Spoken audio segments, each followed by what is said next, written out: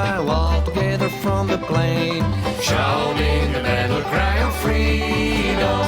The Union forever, hurrah, boys, hurrah! Down with the traitors, up with the stars. We will reel around the flag, boys and relay once again, shouting the battle cry of freedom. Good evening, everybody. It is Thursday, the Thursday before the Thursday before Easter, and welcome to Uncut History. Yes, and we're gonna silence the battle cry of freedom by the 8th Illinois String Band, which, yeah, I'm glad I found that version through the YouTube Creator Studio. The other ones that were completely free, I didn't like them. I guess you get what you pay for, which is you're paying nothing. You're paying nothing. Welcome to the 54th installment of Uncut History, and joining us is Maji Chan. Thank you for joining. A.S. Bernert is joining us also, and we of course have the ghost of Howard's right arm here to haunt us and remind us of the Flying Dutchman. You're probably wondering why I'm in this coat. So I don't know why this has happened this week, but I kind of just started reminiscing about the very brief period of time when I was into NASCAR. And when I mean very brief moment, I'm talking the before times, before Little Redoubt Productions got bitten by the historical bug and dumped all of his money into expensive period correct equipment, to a simpler time when I was like 4 years old and like playing with match cars, NASCAR match cars. So yeah, I don't know why this happened, but this is where we live now, and we'll talk a little bit about that. But our main topic tonight is actually going to be a situation developing with the Manassas National Battlefield. Just a brief blur before we go into all of our juicy details. There's the chance, a very massive chance, that the world's largest data center is going to be built adjacent to the present park boundaries. And what I mean by world's largest, I mean 3 miles long of urban sprawl, going to be right against the historic skyline where the first major land battle of the American Civil War occurred. So we're going to be talking about all of that and how entities such as the American Battlefield Trust are trying to combat this situation. But first, the jacket. So when I was young, again, little old Redoubt Productions, I was really into race cars. I don't remember watching any race on television, mostly because 3 and 4-year-old me did not have the attention span for that. What I do remember is owning a crap ton of Jimmy Johnson memorabilia. I do remember Jimmy Johnson existing, and I think he is, tied with Richard Petty as one of the winningest NASCAR drivers of all time, though nobody will ever hold a candle to the king. I understand that. So I was big time Jimmy Johnson. I can't remember any races. I think I just like the pretty colors of the paint schemes, which, yeah, fair. They were very nicely painted back then. My cousin was, one of my cousins, the only one, my other one really my age that we interact with on a regular basis. He was a big time Jeff Gordon fan. So another cousin of ours went to an actual race, and it had to have been like early 2000s because I just now noticed that the Winston Cup series, the logo's emblazoned. So I think they stopped doing the Winston Cup, around 2003, 2004, because I guess Winston, they stopped sponsoring, and now was it like the Sprint Cup or something? Oh, yeah, Sprint. That gets me. Oh, yeah, this is manly. Yeah, it is what it is. So they went to a race, purchased me this jacket, even though was at the time my rival's jacket. Of course, they bought it when I was 3 years old. They're like, well, it'll be something you grew into. And recently I've rediscovered that this jacket is in my collection. And I figured, well, why not? I'm thinking about NASCAR. Might as well wear it until I get too hot to wear it. So, yes, I am wearing a Jeff Gordon jacket from the Winston Cup series, but I was not historically a Jeff Gordon fan. So I threw in a little poll in the chat just to have fun. I had to pick four choices. That's all the more the tube you gives me, which was, who's the best NASCAR driver? Jimmy Johnson, I think I put Dale Earnhardt Sr. in there. Well, I have to now, so I'll be massacred by the internet. I put in Richard Petty, and then I put in, wait, why are we talking about NASCAR? And I think that's what Haimaji Chan responded with. Besides, it was Rusty Wallace. Fair enough. Fair enough. But yeah, no, I remember watching, I remember it being on the background on television. I don't remember much though about the races themselves. I remember I had a crap ton of the match cars though. I probably had like 6 or 7 different variants of Johnson's car. I forget a few of Gordon's.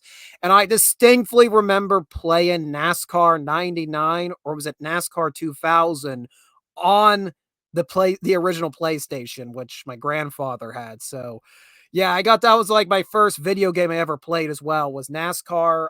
I want to say it was NASCAR 99, but it may have been 2000. It was the one that opened with George Thorogood in the intro, which is just freaking awesome. And of course, I'm like, oh, what's NASCAR up to now? Wow, have they found a way to make racing really, really boring? Like, there's a playoff system now, and it's all about points and not about winning the race itself, but rather what position you get in so you could qualify for a playoff. And apparently there's been cases where people have had one of the worst winning seasons, like in terms of winning a race or finishing well. They can have one of the worst performances per track, yet somehow they can win the cup championship now. That don't make any freaking sense. So yeah, I don't think I'm going to be becoming a NASCAR fan, a current one anytime soon. Also, all the freaking paint schemes suck. They all look the same. There's some universal, this universal logo craze where everybody's trying to oversimplify their logos. Yeah, that doesn't look cool on a car. It looks crap. like this, I miss the days, these when DuPont was sponsoring Jeff Gordon, and originally he had like the rainbow color scheme, but then he later on did the flame ones, which I think this actually has it on the back. That was a good paint scheme. Even just the simple black and white with the orange trim that Dale Earnhardt Sr. had. It's one of the most iconic paint schemes of all time. Everybody in there, the smoky. But it's all gone. It's it's all like almost anything we've enjoyed for years. It's all been diluted by corporate executives trying to decide, oh, well, this is gonna, if we over, why do the corporate executives always over convolute things? They're like, I gotta throw all these gimmicks in it, and that's what'll get. No, we want simplicity. The simpler something is, the more fun it is, because the more easily accessible it is for the wider audience. This is why I'm probably the only Gen Zer that does not really care about the Marvel Cinematic Universe, or at least in the sense of, no, I'm probably one of the few that not go and see Endgame in the theaters, at least. I know that was like the big craze a few years back. I watched the MCU films, but I did it at a leisure pace, and the more they went on and the more they like, it's all a one overarching show. I'm like, now you're making me do homework. I am spending my money to get away from work. Why is my leisure becoming more stressful than my actual work environment or my college environment? That's not how it's supposed to work. It's about pleasing the sponsors. Well, at least the sponsors used to be cooler back in the day. I mean, all of these are, I think, far superior sponsors than what I see on the, I mean, some of the sponsors, like Jimmy Johnson, apparently still racing. He does he has like a limited number of races he does, which I might still, just for the heck of it, watch. I think he has like 8 races he signed up for this year, just for old time's sake, watch it. But now he's with like Carvana. I get, actually, to be fair, that's one of the more automotive relatable sponsors. I'll give him that, but also Carvana, really? Yeah. It is what it is. Times have changed, not for the greater. Now, before we do the part of this NASCAR rant that I've gone into, I do want to mention something I did this week, which I never thought I would do, is watch the movie Days of Thunder. Because for years I've heard of Days of Thunder. I've heard it's the movie that killed the 1980s action genre. I've heard there was a lot of debauchery behind the scenes, and the cost was so enormous that no matter what it made in the box office, they wouldn't be able to make up their deficit. Gee, that would never happen again in the history of cinema. No, no, no. Movie executives indulging in debauchery and the cost of production skyrocketing to beyond the point of profitability. That's a thing of the past, guys. I promise you. Hi, Lily. My cat has shown up. This isn't the curious one, the gray one you see. This is the evil one. I'm a little scared right now. The evil one, and especially because I'm wearing a very a jacket that I prize and respect. You're gonna come up here and completely destroy it, aren't you? Okay, let's. Well, it's not my fault that you got stuck to the side of my chair. I think we need to get them claws looked at. What do you think? Okay, my cat's probably going to jump up here any moment, and it's going to cause me to re-intensively. I apologize about that if that happens later in the stream. Trailer and RV races. Hey, that is some redneck crap. I'm allowed to say that because I live in the mountains. I'm not saying I want to go see that. That sounds like something somebody would do down the street up here, and I'd be all for it. There is actually a local racetrack nearby. It's not nothing major. It was a dirt track for many years. They recently paved it. One of my neighbors, their son-in-law actually races for that track occasionally. So I probably should one day go up and watch them spin the tires. So Days of Thunder. For years, I heard it was the movie that killed the 80s action genre due to excessive funds.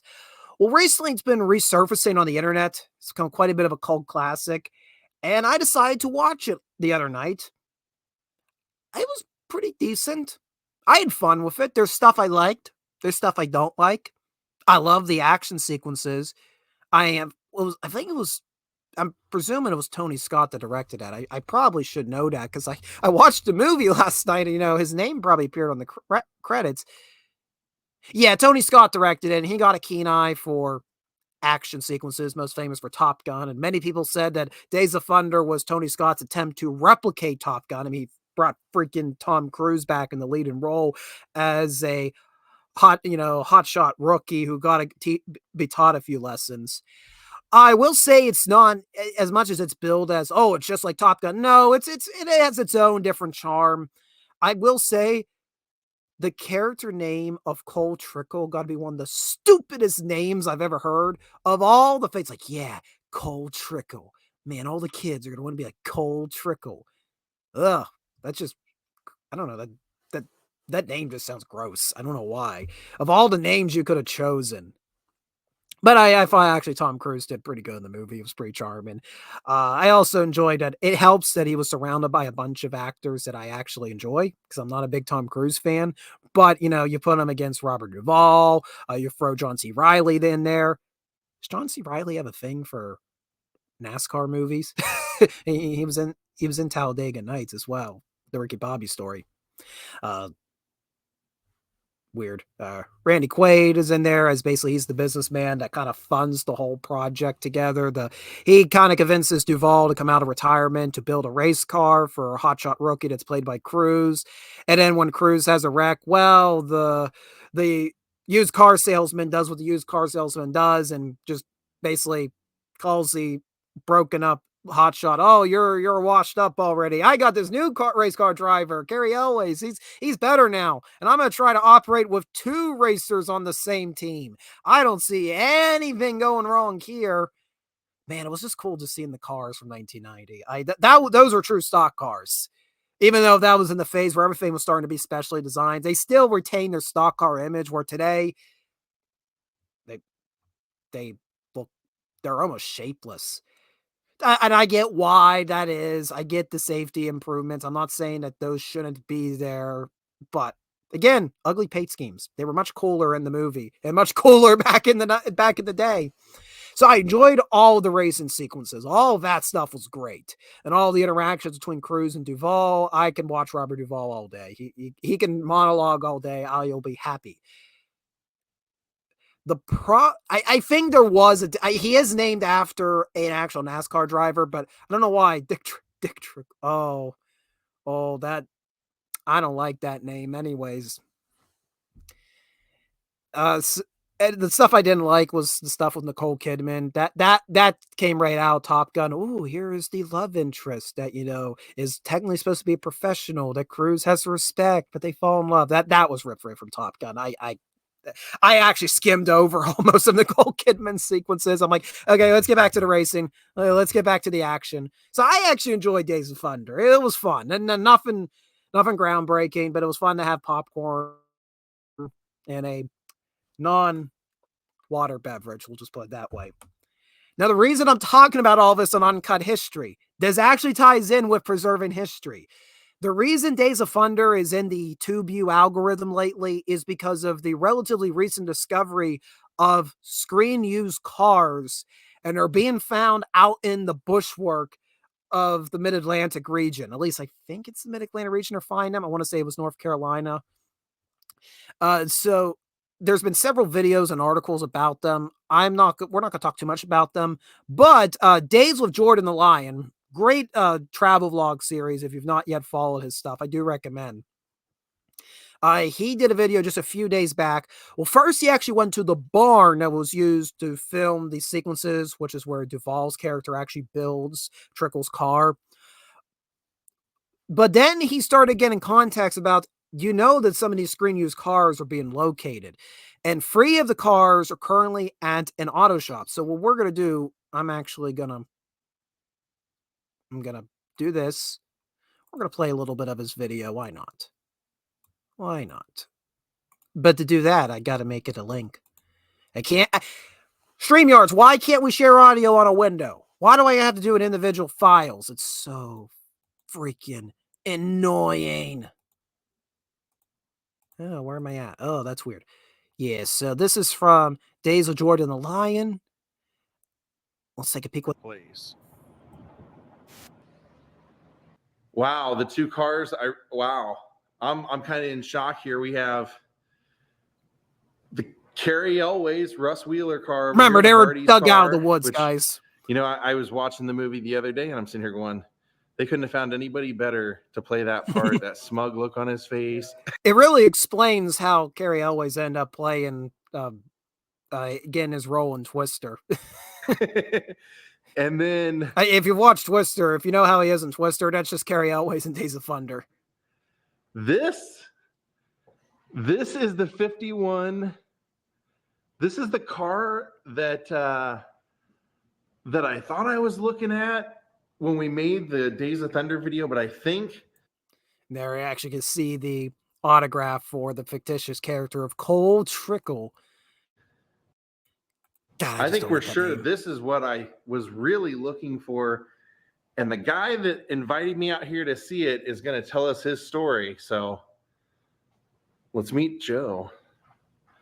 Hey, everybody. How's it going? So tell me your story. How did you get involved? I also really want that Coors Banquet banner that's in the background. Pontiac Auto Body. I'd be, if you can find me a second one, I'd be happy to. We'll put it not on this stream. We'll put it on our cars. Stream. And what are we looking at here? So, my involvement with these things goes back to when I was, a little tiny kid. I used to watch these things with my parents on TV in the early 80s and stuff. And I was always a huge Winston Cup NASCAR fan. And I remember when the movie came out, I was about 10 years old, and I was, I grew up in South Florida. Now, here's what I'm going to say. We're not going to watch it much more. I am going to drop the link. I do recommend after tonight's stream. This gentleman has a very cool story about how he fell in love with the movie, how he was able to get the contacts. Getting the Cole Trickle hero car was a very difficult fight for him to get. And his end goal is he's not going to restore the cars. And the reason is that would if to restore them to any type of ideal appearance, you would have to replace everything on the vehicle. So it would not be the original car anymore. Sadly, 30 years has worn it to the point that this is, if you want to have the original cars, you have to display it barn fresh. So right now, I think he's just planning to hold it. He actually took the cars down to Daytona back in February to have them on display. At least that's what he was talking about in the video. Had a good response from the general public seeing it. And it sounds like he may be doing that more often, taking this on tour to the NASCAR racetracks throughout the season, just to have the public get a chance to photograph with the car used movies. What's a car used movie? Answer that in the chat. So if you want to watch the full video from Days with Our Lion, Days with Jordan the Lion, be sure to check the link down below. All right, 20 minutes in. I think I've lost everybody. You're like, well, what is this man doing? I came here to hear about a very important preservation story. What we're going to talk about a very important preservation story. And that is what's happening in Prince William. Ugh, my brain just had a brain fart. That's what's happening down in Virginia. I do have notes. I did have notes. You know,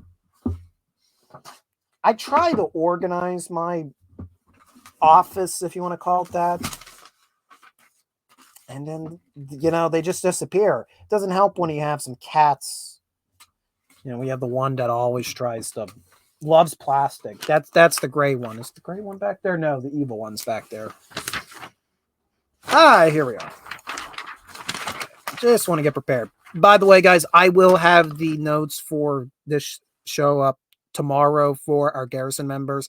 I didn't have time to transfer them from paper over to text on the internet, so I have to do that tomorrow. So I apologize about the delay. I know you guys haven't been getting a lot of scripts the past few weeks just because I've been recording a lot. So a lot of recording. Next few months, we're doing a lot of editing. So you'll probably be starting to get more scripts for those that are members of the Garrison. And if you do want to become part of the Garrison, our membership program, our link is in the description below. But yes, this is coming out of Prince William County in Virginia, which, by the way, is the second most populous county in the Commonwealth of Virginia.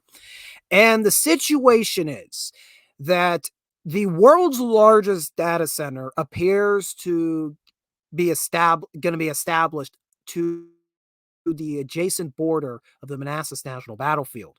Now, if you're not familiar what the historical value of Manassas Battlefield is, wind the clocks back to 1861, and this is where the first major land battle, the American Civil War, ensued. This is the famed engagement where we get the moniker of Stonewall Jackson from. Thomas Jackson's brigade were on Henry House Hill.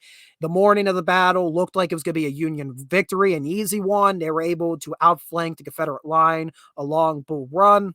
They came across Matthews Hill down the valley and were ascending Henry House Hill. Looked like they're going to march right into Richmond, and the American Civil War was going to be over in one big spectacular battle. And then famously, Stonewall Jackson stood with his 4 regiments on top of Henry House Hill. The moniker of Stonewall is still disputed if it was meant to rally the rest of the army around Jackson, or it was a general basically going, oh, look at Jackson, he's a dimwit. He's just standing there deaf in the face like a stone wall to the whole Confederate cause floating around us. Historically, we all know what follows. The Confederates are able to mount a counterattack. They break the morale of the Union Army, and the Union Army goes running back to Washington, D.C., intermixed in with all the picnic goers that had come out to view the battle that morning because they thought, oh, it's so charming. Our country is imploding around us. Let's sip our tea and have our sandwiches. Honestly, that's just Twitter in a nutshell today. Oh, the world's imploding. Let's spam with memes. This is fine. But this was not the only engagement that occurred on this battlefield. An equally important battle of similar troop size occurred just a year later, and that was the Battle of Second Manassas.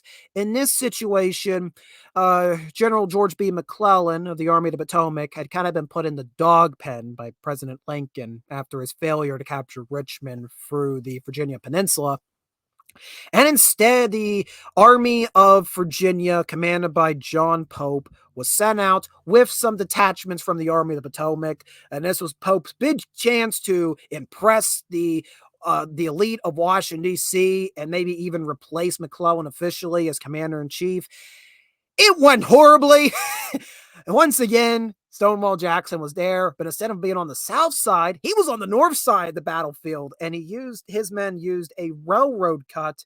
And when their ammunition ran out, I kid you not, Jackson's men began throwing rocks from the railroad cut at the Union soldiers. There was a literal rock fight in a major American Civil War battle that decided the outcome as a Confederate victory. And once more, the Union Army ran back to Washington, D.C., and we never heard from John Pope ever again. So these two major battles occurred on the same piece of ground, which is just very interesting to think of in itself. And it is, of course, part of the National Park Service today. The problem is Manassas Junction historically was a very important artery for the United States of America. That's why all these battles were fought on this land, because nearby was an important railroad junction, and commerce always came through what we know as Prince William County. That's still the case today. And since the county predominantly serves as a suburb to Washington, D.C., it's only about, a half hour, 45-minute drive from the city, from the capital. It is one of the most heavily built up parts of the country. I mean, you can look at a Google map and you're just going to see urban sprawl, especially on the southeast side of the county. There are efforts to stop this. There is a national forest that preserves part of the county. There's the battlefield itself, but it's not enough. It keeps getting built up over and over. So it's a constant battle. Prince William County is a constant battleground between preservationists, both in the historical sense and in the environmental sense, versus expansion and progress, you want to say. And this isn't something new that the Manassas National Battlefield has been under threat of a massive project being built adjacent to it. Back in the 1950s, and this is kind of what propelled this is what actually propelled the creation of the Manassas National Battlefield, instead of just being a small park that, no, this is going to have federal protection. The situation was that a major interstate was going to be built right through the heart of where the battlefield occurred, right between Matthews Hill and Henry House Hill. That interstate is 10 lanes wide. Kind of destroy the historical integrity of the property. But there was enough pushback that they realigned the interstate, and now it's the southern boundary of the national park site. And there is still a very busy road I think it's a busy 4-lane road. It goes through the middle. There's red lights in the middle of the park, but it's nothing compared to the 10-lane road it may have been. Then there have been multiple efforts to try to build an amusement park adjacent to the battlefield because of its historical prominence. Let's bank on it, says the funny mouse coming up from Florida. Yes, I am talking about Walt Disney Studios, though they were not the first ones to try to build an amusement park. They just were merely the most famous attempt made. That was actually in the 1990s. To be fair, their plans for America Land, which would have had a recreation of the Battle of the USS Monitor and CSS Virginia, I'd have been down for it. Just not near a major battlefield where you have the potential of destroying the historical integrity of the property. And now you're probably saying, well, it sounds like all these projects are adjacent, not in the park. So what's the big fuss? The big fuss is what a park preserves is only a fragment of the historical sphere, if you will. And this isn't just about Manassas. This is all historic sites. If you're dealing with sites of military history, you have your focal point where all the famous stuff occurred. But then you got the background stuff where all the artillery trains would have been parked, where the supply wagons are parked, where the hospitals are located, sometimes where the command posts are located. And that can go for several miles in any direction. And when you're trying to educate guests at a historic site, particularly in this example, a battlefield, and you're trying to explain how the troops are moving in and moving out and why they're making decisions, why the commanders are deciding this, it's a little awkward when just over the tree line there's a giant skyscraper. And I kid you not, you will have people, they will not be able to use their imagination to erase that. I was on a tour once in Gettysburg, and somebody asked, well, how was Jenny Wade, the only civilian casualty of that battle, killed? And the tour guide's like, well, the bullet came from one of these structures along the south side of town and went across, and there was nothing here. But that would mean I kid you not, this was said. That would mean the bullet would have to pause, make a right turn, make a left turn around the hotel, make a right turn, and make another right turn. People are stupid sometimes. So it is important, especially if you're in the field of historical interpretation, you're trying to teach about historical events on the actual property. Not only that the ground itself that the event occurred on is preserved, but its surroundings are kept in enough of a state where there's nothing to distract from the historical storytelling, if that makes sense. So build up around a battlefield itself is not necessarily the end of the world, but it's when you're completely eviscerating the skyline, when you're bringing in all these non-appropriate noises and you're polluting the atmosphere. All this kind of does not, it kind of it takes away from the actual historical preservation efforts on the property itself. So it's not just about preserving the land where the event occurred on, it's also about preserving the full arena of history, if that makes sense. The ground, the sky, the skyline, all that to create the best learning environment. So this is, I think for at least a year now, this has been happening at the Manassas National Battlefield.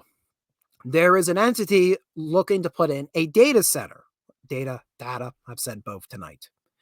The data center is designed to basically house all of these CPUs, all of these servers, these network platforms, to host websites, to host all sorts of online communications.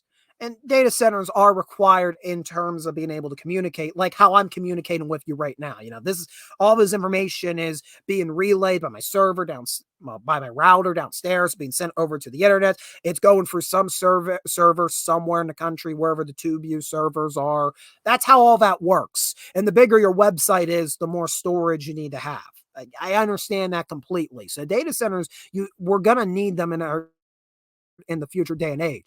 And if we can keep them domestic here in the United States, I'd feel very, very happy about that. I don't necessarily feel like my information going overseas to a country that is very non-friendly with my own. I'm sure the people on the other side of the world can probably relate the same way. I don't think if somebody's an enemy of the United States, they want their information being relayed through us. Just saying. But this particular center is going to be the largest in the world. That's right. The United States may very well have the largest data center in the world. The problem, it's going to be right on the western boundary of the Manassas National Battlefield. And it is going to take over almost 3 miles of Park Page Lane. At least I think that's what it's called. Yeah, I'm very professional. Look at me. I don't know what I'm talking about. I'd love to get the chance to go down and visit Manassas. And we have been talking. Talks have been said behind the scenes here. Pageland Lane, my apologies. About 3 miles of Pageland Lane is set to be developed into the world's largest data center. What that's going to mean is, if you are standing on Henry House Hill, where General Jackson stood 160 years ago, you're going to see a highway in the middle of the dip. You're going to see the nice historic grasslands. You're going to see a thin tree line. And then you're going to see nothing but gray blocks, about 32 buildings that are part of this data center, which are going to have all sorts of air conditioning units going full blast. You're going to have this very, very non-appropriate over the sound of car horns going burp. Yeah, that's not really going to help with the historical interpretation of what happened on the grounds. So, because of this, the residents around Gainesville, Virginia, which is a nearby town to the battlefield, have been fighting against it. Not just because of the process, not just because this data center will destroy the historical integrity of Manassas, but also because it's going to destroy the landscape. They're going to carve up 3 miles of landscape here to put this data center in. It's going to bring pollution to the area, which is already pretty decently polluted considering all the heavy traffic that's coming through there. This isn't really improving you're not really improving the problem. We're just kind of making it worse. And a lot of people are like, this isn't the business we want. We want to keep our countryside. There isn't much of it here in Prince Williams County. Just because it's not in the battlefield boundaries, can't we have this, nice farm field still? Why is this getting rid of? You're going to destroy the ecosystem here. Who knows? Irreversible damage that can be done by putting a data center in. I know I'm going back and forth between data and data. I can't help it. I'm rolling. I am rolling. But I do have to pause to mention that Wrangler drops in a 420. Thank you, Wrangler. And we also have Fu Man Blue joining in for $5. Thank you very much. Hail the host, hail the chat, and hail the Iron Age. That is right, the Iron Age of pop culture, creating a variety of media that's decentralized, that is not controlled by the mainstream media outlets. This is all made by fans for fans. And that $5 does give you a... Got to play that twice. Yeah, that was cool. Now, Wrangler, you can't thumb up your own. That's not fair. That's what we call fortifying. We call that fortifying your super chat. So, back to the data center that's going at Manassas National Battlefield. So yeah, it's going to destroy the historical surroundings of the battlefield. It'll make it difficult to interpret it to the general public. It's also going to destroy the environment in Prince William County just in general. And Prince William County is already heavily populated. This is only going to make matters worse. So citizens have been pushing back against Prince William County, have been speaking out against it. And in December 2023, there was a meeting of the supervisors of the county, and they voted to approve the project, which outraged many residents of Gainesville, Virginia, who filed a lawsuit against the county. And it isn't just the residents. They are teaming up with the American Battlefield Trust, a non-for-profit to strive to preserve military historical sites in the United States of America, especially relating to the American Civil War, the Revolution, and the War of 1812. So we're getting a little bit bigger guns involved. This isn't just residents fighting the county government. Now we got one of the larger non-for-profits in the country backing them. And there's a variety of different charges they're suing the county over. But the key one is, and this is the interesting one, that the Prince William County had violated Virginia law in hosting the meeting. Now you may be asking, how so? Well, according to Virginia law, or at least how the American Battlefield Trust is interpreting it, if you're going to have a meeting relating to zoning, there has to have 2 consecutive weeks of notice in the newspaper. It has to be printed for 2 straight weeks if you're going to have a meeting relating to zoning. The argument being made by the plaintiff is that the defendant did not give proper notice to printed media to let the public know that this meeting was happening, which means essentially that the county officials fast-tracked this project. And why would they fast-track it? Oh, because it turns out that some of those that were in power, the incumbents had lost elections and were on their way out before the year was over. At least that's what the article I was reading was about. So that's the political motivation behind it. And if you want to get into the petty party politics, for those that want to know, it is said that the Democratic members of Prince William County were in favor of the data center. The Republican members of Prince William County, they opposed it. And that's at least what the article I was reading about said, that the Republican members were petitioning the rest of the supervisors to postpone the meeting until enough time was given out to notify the residents of the county that this zoning meeting was happening. So that is the key argument that's happening in this lawsuit. The plaintiff, which is the American Battlefield Trust, and concerned residents of Gainesville, Virginia, are saying that the supervisors of Prince William County violated a state law, that they did not give proper printed notice that the zoning meeting was happening. Therefore, they were not able to have their voices properly heard. I don't want to speak any much more on the legality of the situation. I am not a lawyer. I do not act like I am one. This is just the facts that I'm gathering together, and we'll see where it lies in the courts. Yep, that's what we're getting into right now. American Battlefield Tribe. American Battlefield Trust have filed a lawsuit to try to stop this nonsense, is what the ghost of Howard's right arm says. And Vumimelu says shady business. And indeed, it is pretty interesting how it looks like this could have been fast-tracked. We'll see what the courts decide. We'll see where this is going to go. But I'm more interested in this because this is such a common problem in historical preservation, where people have a misunderstanding what it means. Oh, it means we preserve this piece of grass and put a sign up, and that's it. That's historical preservation. We're recognizing this event occurred. Yeah, you could do that, but it's preferable if you could get more immersive with the education, because when you become more immersive, that's how you get people to learn, because simply listing off a bunch of dates and names and numbers really ain't going to get people's interest. If you are able to connect to their five senses, the public's going to be more invested in learning about a historical event, and they're going to remember the lessons that were from these historical events. We talked about this last week when we talked about the dilemma that's happening in Old Ben's Fort, and we're going to keep talking about it right now. There was a similar situation about urban sprawl engulfing part of a battlefield's periphery in New Jersey, and that was at the Monmouth Battlefield State Park. Now, we have talked about the Battle of Monmouth actually in detail here on Readout Productions. Now, we've yet to actually visit there in person. I'm hoping to do that one day. It's one of my favorite battles of the Revolution. I use quotes because I don't want to say I love this battle. I love people shooting. That's not what I mean. I don't mean I love people getting killed, but I'm very interested in the Battle of Monmouth on the count. It's the first major action the Continental Army sees after they leave the Valley Forge encampment. And it's up to debate if it proved that von Steuben's training had worked or nothing had changed. It's still up to debate this very day. I feel that his training had worked. I'm a big von Steuben guy, so I think the Battle of Monmouth fully shows that the drills that were conducted at Valley Forge went on to improve that army and led to the winning of the Revolution. We've done a whole documentary for Construction Paper Battlefield on the channel. If you have a chance later on tonight or in the future, consider checking it out.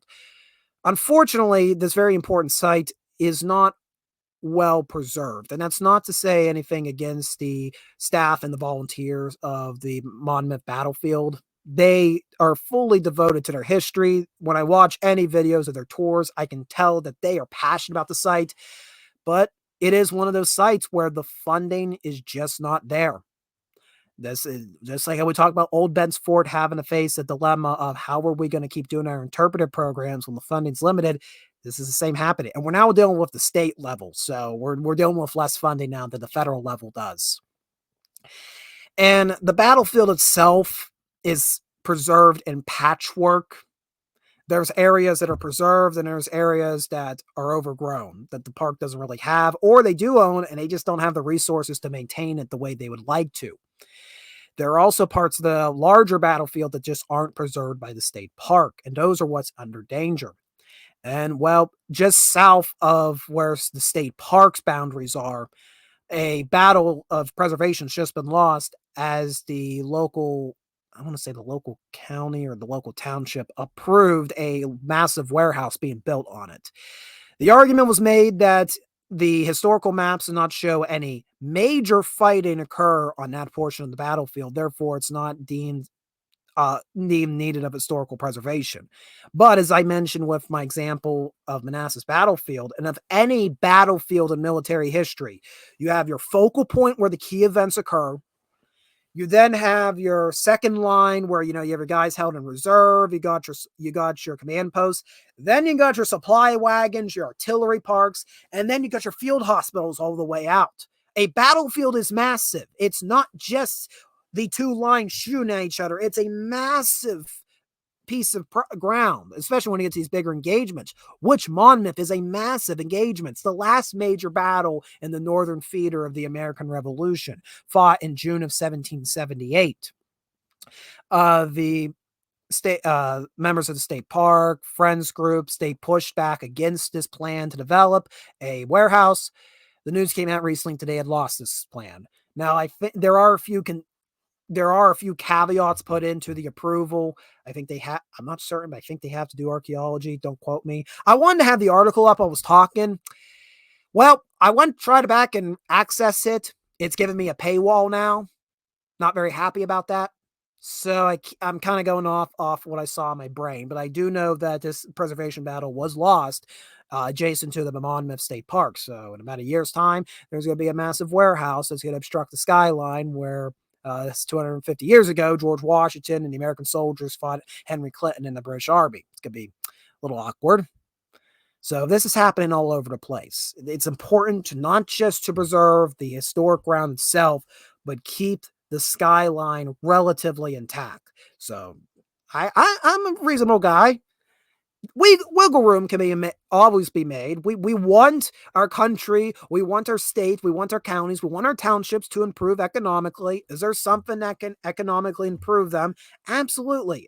If it has to be adjacent to a property, a historical property, then let's find a way to make it fit in. Let's not just slap it in and destroy the landscape. Let's work to find a way to make it fit in. Is there a historic structure that maybe is vacant? Hey, why don't you guys fill that up?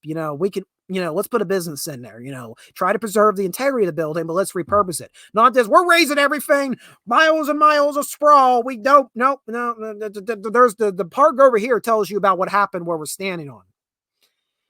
So it's a daily struggle in historical preservation. It's not just about preserving the historic property itself, but its surroundings as well. You have to have the full picture to understand what happened there in the time period. So we'll see what happens here with the crisis that's happening at Manassas National Battlefield. And something interesting I heard about, I just want to mention this. Apparently, because there's different terms you'll notice for these federal military sites. Gettysburg, for example, is Gettysburg National Military Park. That's how it's been labeled. Then you have Manassas National Battlefield or Antietam National Battlefield. And sometimes you'll have memorials and sometimes you'll have landmarks. Well, why aren't they all just parks? Well, I'll explain a little bit about it. Back in the days, or I'm talking ye old times, when these park systems were established, when you would have a park, it meant that they were going in, the federal government was buying all the property. Everything was going to be preserved. Like Yellowstone, Yosemite, those are national parks. They own everything. But when we get into the military history, of course, the government's trying to be frugal and the government doesn't want to spend a bunch of money on a historical preservation project. That's the truth of it. They are very, very limited when it comes to spending money to preserve something. Now, if it's the other way around, spending money to acquire something. Oh, okay. Oh, build this, build that. Oh, we just have all this money everywhere. Oh, you need to preserve that. Oh, well, you're going to have to fill out this checklist and it's going to be 100 pages long and you got to make sure you meet all these requirements exactly. And we may give you a fifth of what we're offering. So yeah, trying to get money for the government for preservation is a pain. And every museum goes through it, applying for grants and other things from the government to keep them so they're able to function. So I'm not even talking about actual national park sites. I'm not even talking about private non-for-profits. They appeal for federal grant money or state grant money because it's in many ways the only way they would be able to have some type of income to preserve the sites. But back on track what I'm saying. Battlefields, the national park designation for battlefield, originally just meant they were going to mark the right-of-way to tour the properties. The properties themselves were not going to be preserved by the federal government.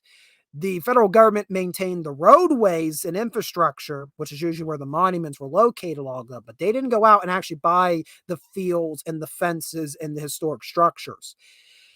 And the reason they didn't do that for many years was because their argument was, well, it's farm field. It ain't going to change too much.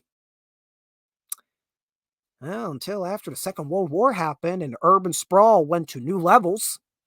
And that's where places like Antietam and Manassas, they had to change what they were doing. Instead of being just marked roadways on how to tour these properties, that's when they started actually buying up land. So that's why you have all these sites. Some of them are called battlefields. The reason is because when they started out, they really were just about marking the passageways rather than preserving all the land. So preserving all the land, regardless of park site, is more of a recent undertaking by the National Park Service. They tried to be they tried for many years to be limited on when they came in and actually acquired land. So that's just something I've heard in the past that I think is pretty interesting. Why these, at least when it comes to military history sites in the United States, why some are military parks, why some are battlefields. Memorials are usually, can be really any location. It usually is a location that has a tie to an individual or to an event. Does not necessarily have to be the most important tie, but it may be the only tie. For instance, I think is it Thaddeus Kosciuszko? It was a how do you pronounce his name? He was a foreign volunteer for the Continental Army. Thaddeus Kosciuszko. He was a Polish-Lithuanian engineer that came in and assisted the Continental Army during the American Revolution, helped design a variety of defenses for the Continental Army. Anyways, there is a national park dedicated to him. It's the smallest, I think it is the smallest park unit in the country. If not, it's one of it's an apartment building that he rented for a few months when he stayed in Philadelphia. And they don't even know what room he stayed in, but unfortunately, there's very little material goods relating to him, to this Thaddeus Kosciuszko. So, in a way to honor Kosciuszko's contributions to the United States of America, the Park Service purchased property for this little building, and now it is known as the Thaddeus Kosciuszko National Memorial, one of, if not the smallest national park units, which you can visit in Philadelphia. Again, if I ever go to Philadelphia, maybe I'd love to visit it just because I'm into that quirkiness. So memorial, when it comes to the national park labeling system, it doesn't have to be the actual place where the event occurred. Merely, it's like we have a tie to this individual. The Johnstown Flood National Memorial is actually a bit of a better memorial ran by the National Park Service because it's preserving the lake bed that caused the Johnstown flood of 1889. So it is actually a direct tie. It's a much bigger driving force, but you'll see a lot of these national memorials set up. Some of them are simply just monuments operated by the National Park Service. So yeah, the distinction's really interesting. I could just make a stream just talking about the different designations the National Park Service uses and kind of how it historically equates to how they were operated in the past. Maybe an idea for a future stream. I'd love to talk more about this, but we actually got a few more on the plate. But first, I need water.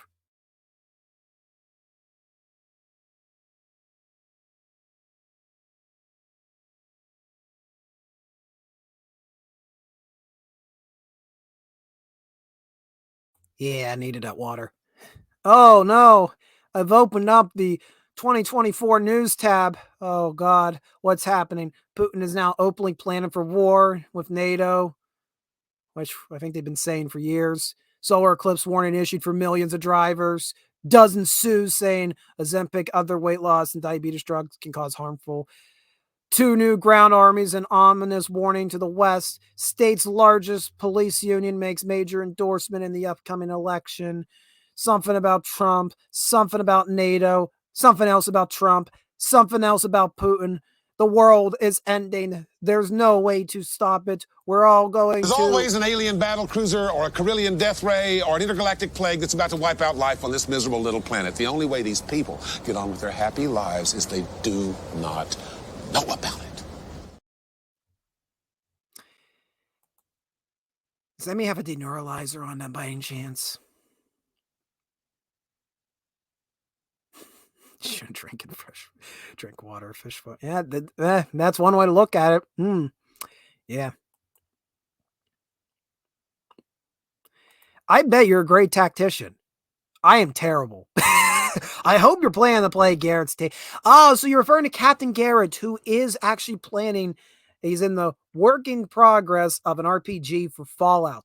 Sadly, I won't be able to join the one he's planning currently. I am very occupied at the moment. I've gone a few invites to do some tabletop RPGs lately. I don't have the time this spring, sadly, but hopefully later in the summer. I've talked about a few times on our streams. We're hoping in the end of this year, barring the nukes haven't dropped, that me and a humble collector and a few others are going to get together and we're going to do a tabletop game relating to the Second World War. So, and he's working on all that. I hope he's documenting his process because I've gotten to see glimpses of him building his table. And now he's working on painting the figures.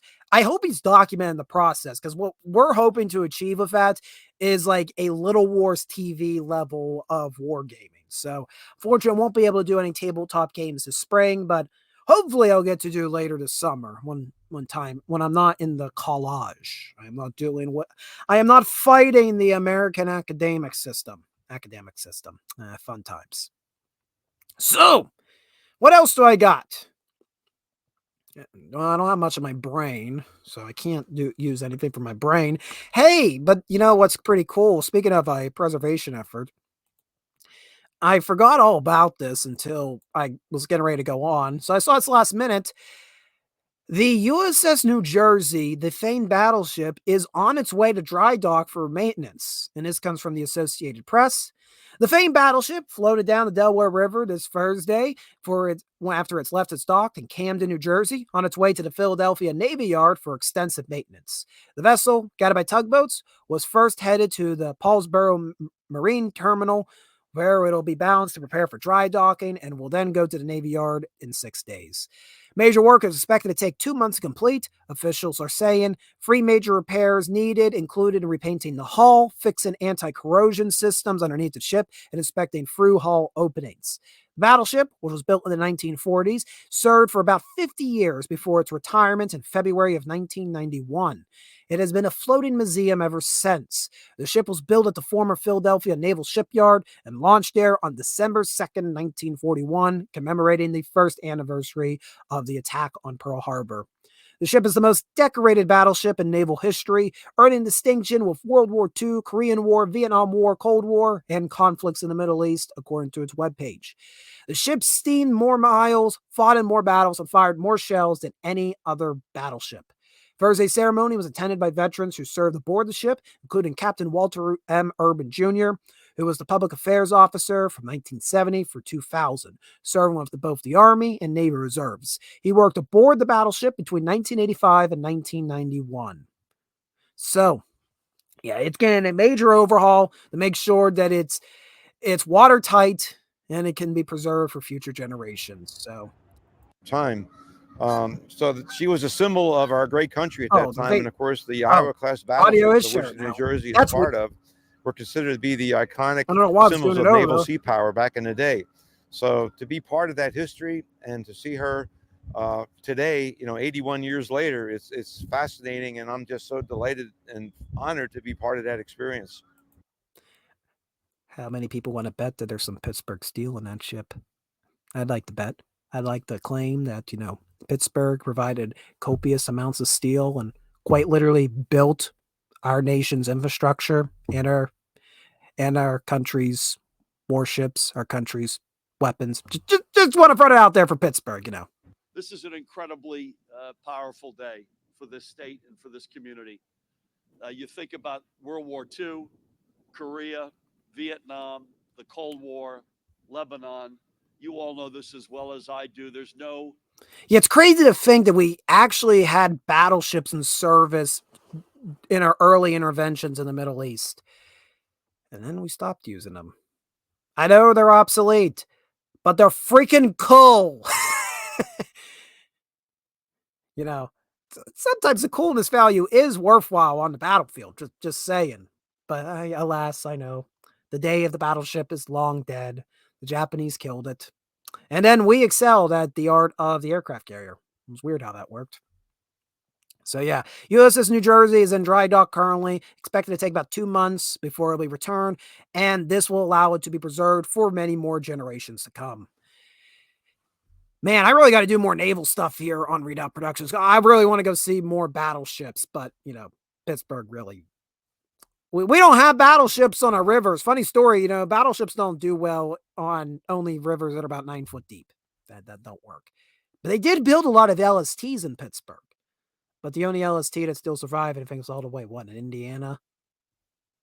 I could go. There's a lot of things I want to do.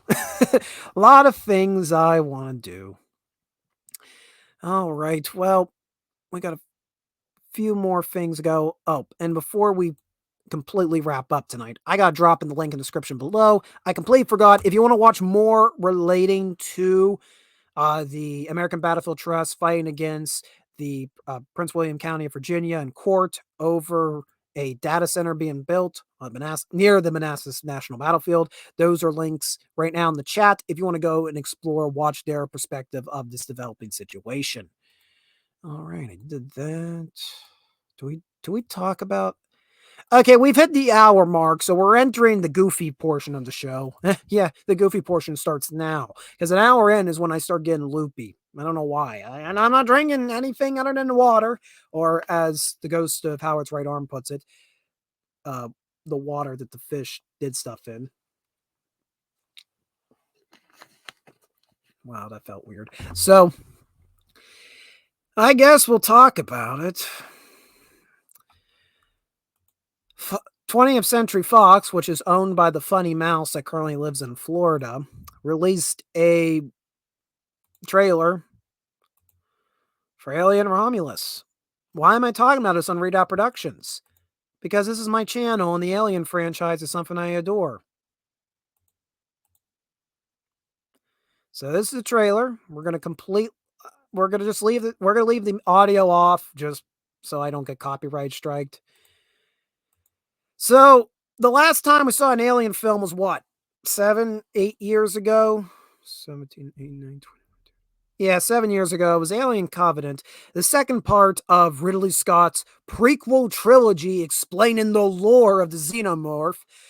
Or so we thought. It actually turned into a very pretentious riff about how he really wanted to do more Blade Runner movies, but instead he decided to put it inside the Alien universe. Which, yeah, wait, aren't they the same? Didn't he say that they're like the same universe now? Okay, fine. Why? Why does everything got to be a cinematic universe? Stop giving me homework.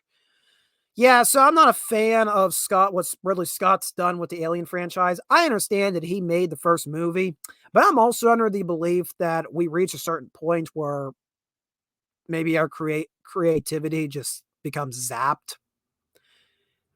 I liked some Ridley Scott movies. His early stuff I preferably enjoy. Everything lately I've really not liked, especially because he tried for a really long time to just keep replicating Gladiator until he decided to make a sequel to Gladiator, which we're getting this year.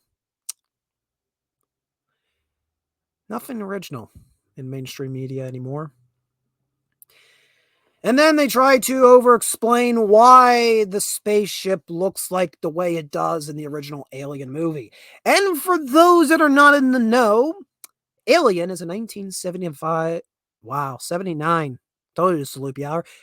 Alien's a 1979 horror film set in outer space in the distant future where a ship trucking crew, that's effectively what they are, come across a communication of urgency that forces them to deviate from their course, go down to this planet, and try to figure out what the distress signal is about, only to come in contact with an alien life form that may just be the perfect organism in killing. And we play 10 little Indians as one by one. Each one of the crew members get killed off until we're down to one. I presume I didn't need to give that explanation, but the people that probably make it may need that explanation. So, first Alien is a classic in the sci-fi horror genre. Its sequel is equal, if not a greater classic, Aliens, directed by James Cameron in 1986, adding in a lot of the lore that we now know and adore of the Alien franchise.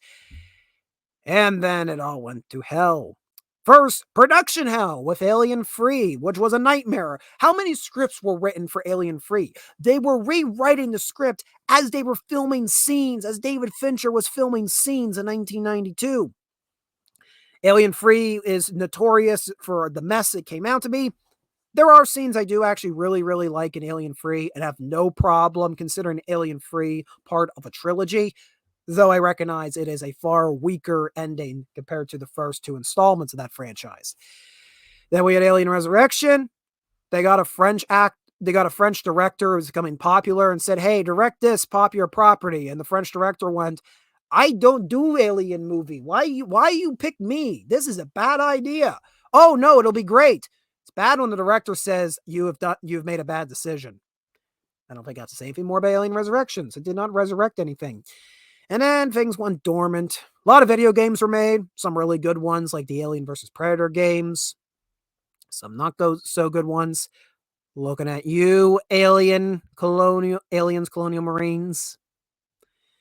We got a really good survival horror game in Alien Isolation, which the game journalists did not understand that it's a survival horror game meant to cause suspense and terror, and it's not meant to be easy to play. And yes, there's going to be backtracking because you're on a space station.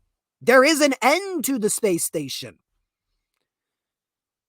How are game journalists doing currently? Just let me know in the chat. They doing good? Who knows? Moving forward, Ridley Scott announced, I am going to bring a prequel trilogy, which was, we're going to go and talk about how all these androids created the xenomorph because he wanted to play God. Not that the xenomorph are an actual creature that have been around for hundreds of years, and there's been extended universe lore building up about this in the alien home world. No. Just a byproduct of an android, of Michael Fassbender playing with flutes and playing with God.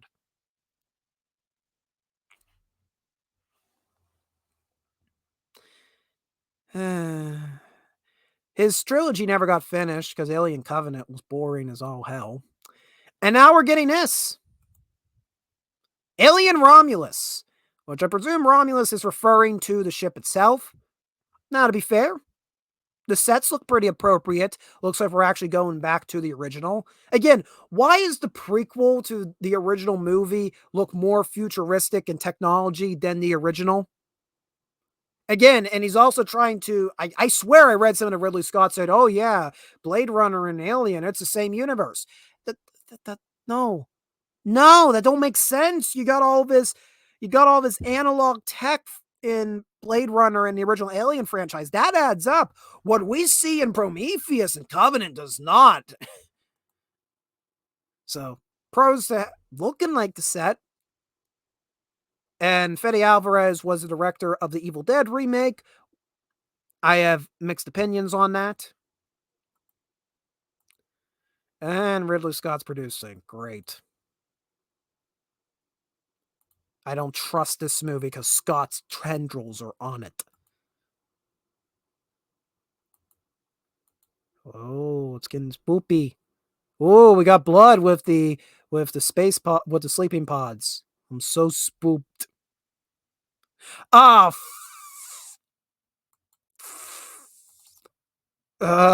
freaking CGI facehuggers.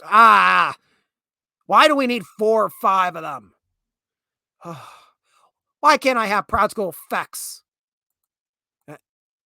If those are real, if those are practical, then they look really crappy. Nah, those are CGI. Look at the blur. That lighting was pretty good, though. I like that atmospheric lighting. Throwing flares. I don't know what that's going to do.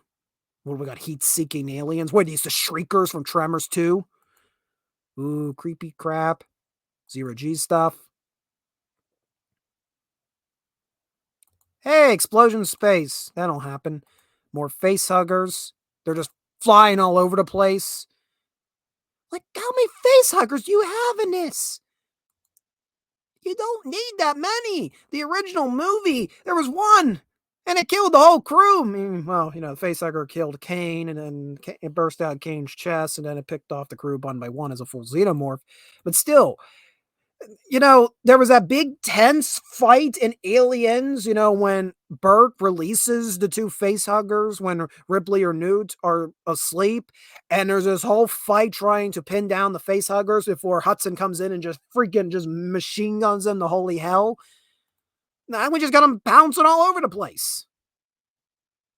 I am wondering, I don't know if they're going to do it or not. Almost looks like just how the movement is. Maybe they're going to try to do like something like 1917 where it looks like one continuous shot. Interesting gimmick if they do that. I don't know if they're going to do it though. Oh, look. It's not Ripley again. Oh, look. It's not Ripley again. Look, we got the pulse rifle. I'm not Ripley, I promise. Ugh. I don't give a crap about this. Well, I do, because I love this franchise, and they just won't let it sleep. Let it sleep. Let it be dormant. Let it have a good, long, permanent rest and we will respect it in its peace. Yeah, I hope them seatbelts were buckled because that was not a good ride. I love the Alien franchise. Saw the first film probably way too young. I think I saw one was like 4 years old. I saw a lot of movies that I was probably way too young for, but I turned out completely fine, didn't I, guys? Right? Now I love the original movie. I saw Aliens first, and then I saw Alien. Most of my family are strictly Aliens fans. They say that the first film was too slow. I love both films equally. They go hand in hand. If I had to choose one, I would put Aliens slightly above the OG. And I mean, it's very slightly just for the nostalgia. But both films with a gameplay of Alien Isolation in between, great time. Great way to spend Halloween. I'm tired of the disrespect this franchise is given. But, in much better news, at least while all of these franchises that we respected and loved for so many years are being murdered one by one by mainstream media, we got independent creators making new stories that we get invested in. And one of those is Bonzar Bokal. If you do not know who Bonzar Bokal is, Bonzar Bokal has created a multiverse. I promise you this is a good one, called the Association of Ishtar. And as much he has built a ridiculous, intricate world out of this, it is actually relatively easy to get into. And the reason is, what you need to understand is that it's kind of set in Victorian age, late 19th century, turn the 20th century. It is a steampunk world. Well, there's some also diesel punk front in there as well. And it's about this entity, this organization that is able to communicate across universes, and they combat anomalies, things that bleed from one universe over into the other. So pretty easy to understand what's going on in the overarching world.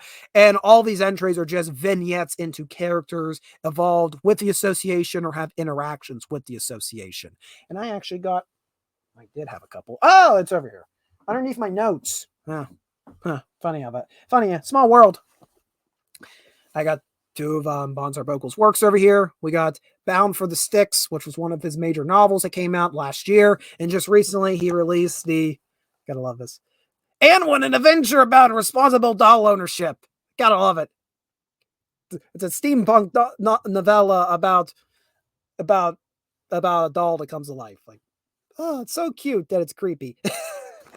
So yeah, I got some of his stuff here, and he's releasing a new project right now, and I'm going to go over and share that.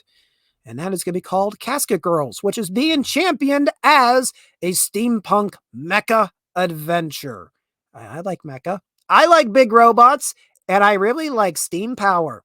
Who knew that Readout Productions really, really, really, really likes steam power? Like, what gave it away? I don't know what gave it away to Readout Productions is all for reading about mechas powered by steam. Okay, back to this. That was funny while it lasted. An illustrated novella about mecha pilots fighting alien invaders from other realities in a world of steampunk and cosmic horror. And got funded in 7 hours. Yes, big following. He is building. I am so excited for more stuff that he brings to us. Let's read a little bit more. Do you love steampunk and mecha battles? Do you enjoy settings to immerse yourself with new things to discover beyond every corner? Help us fund this special edition for Casket Girls.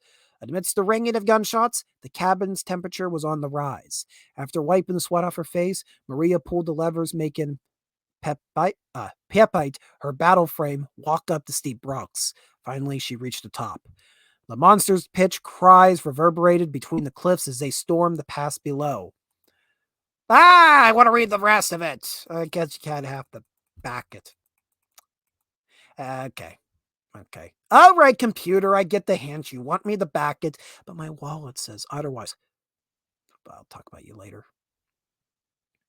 Who will love the Casket Girls?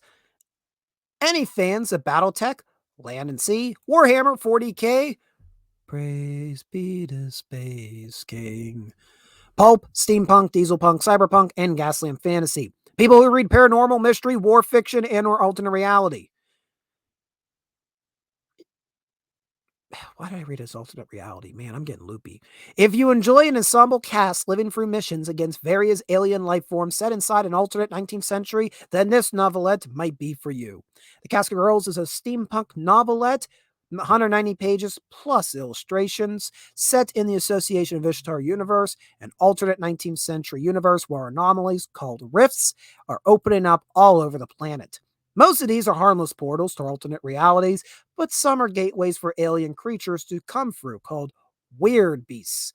Whenever the local 40s can't contain these anomalies, penal battalions are sent in to terminate the threat with the help of automatons piloted by Casket Girls.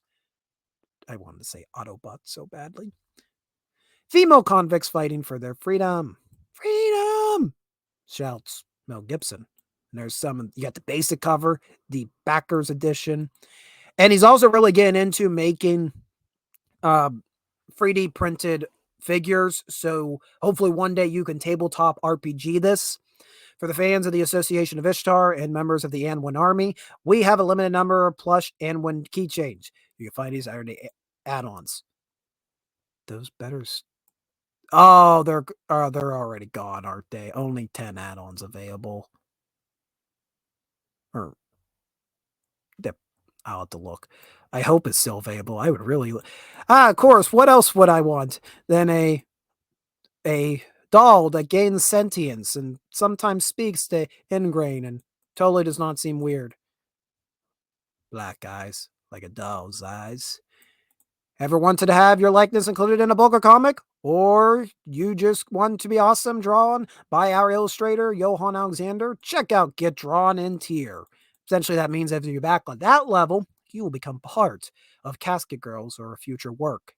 So yeah, Casket Girls is a new installment into the Association of Ishtar, a fascinating universe that Bonzar Bokal and other creators are collaborating for.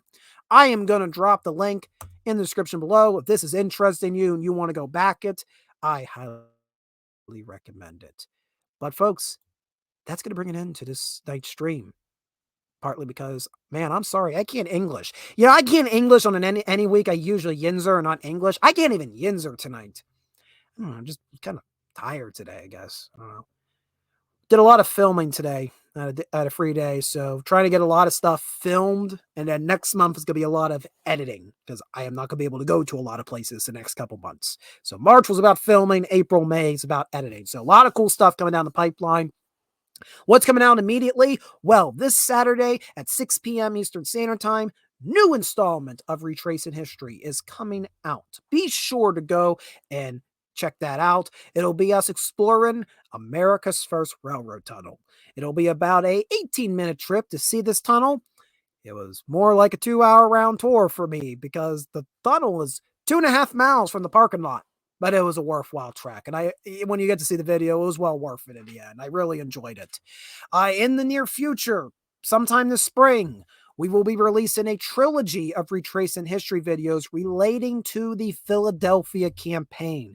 This is the series of battles fought between George Washington and British forces in 1777 and 78. I say British forces because there were technically two commanders. First, he fought General Howe in September and October.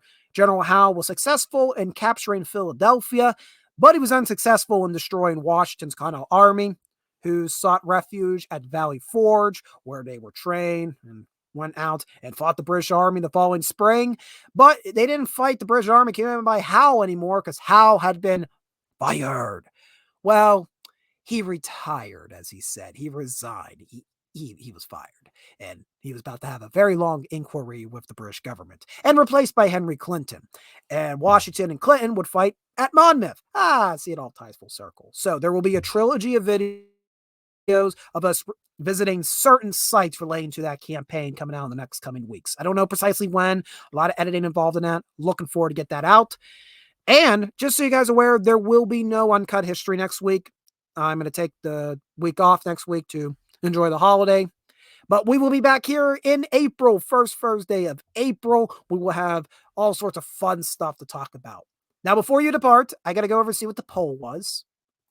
I'm going to go judge you guys intensely. Yes, me, the total NASCAR fan that totally just only watched NASCAR for the pretty Kelly when I was 4 years old. Let's end our poll over here when the tube view actually gives me the chat. And while I wait, this is a good time to remind you, before you depart tonight, consider hitting the like button down below. Wherever you're watching, on Rumble or on the tube view or on the Hate Book, we are there as well. Hit the like button to let the algorithms over there know you like historical content. You do like to be educated about history. And if you want to be able to follow me on all my future ventures, consider subscribing here to Read Out Productions, both on YouTube, Rumble, and Facebook.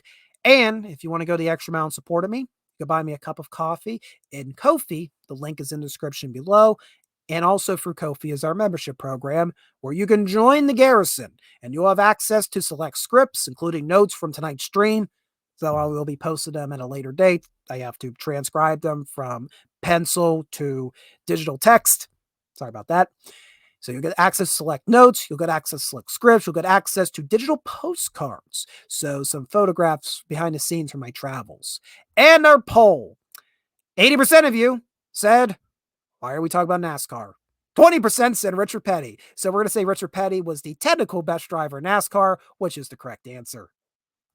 All right, guys. Hey, thank you all for tuning in tonight. I hope you had a great time. I won't be seeing you guys next week. So have a good holiday. Have a good Easter. And we will see you in the near future.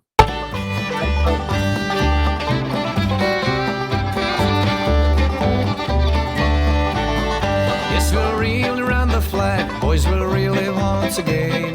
Shouting the battle cry of freedom. We will reel it from the hillside, all together from the plain.